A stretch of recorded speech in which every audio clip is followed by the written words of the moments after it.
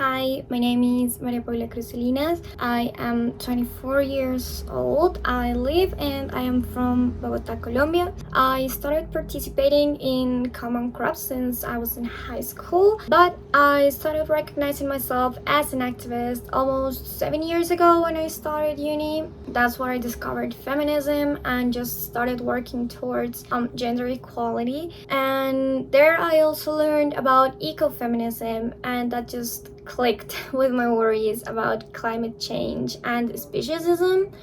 Colombia is a very high biodiversity country, but at the same time we are facing the consequences of exploitation of natural resources, mainly from the mining industry, and also the environmental impacts of a 60 plus years of an ongoing armed conflict.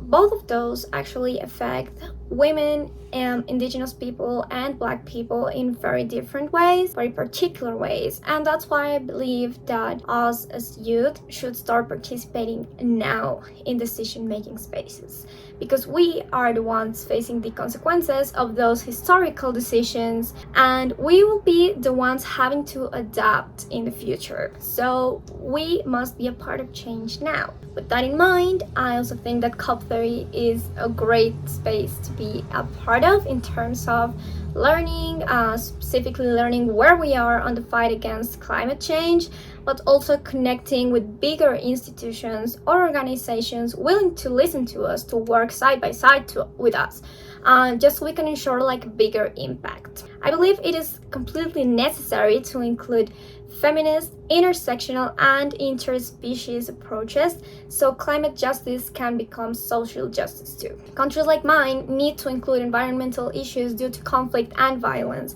in their climate change agendas, which are all matters that I personally know and that I've worked on, so I'd really like to bring them to the table in hopes to have an impact in my community, to bring new ideas, to share new information, but also to keep on working towards a better future for us.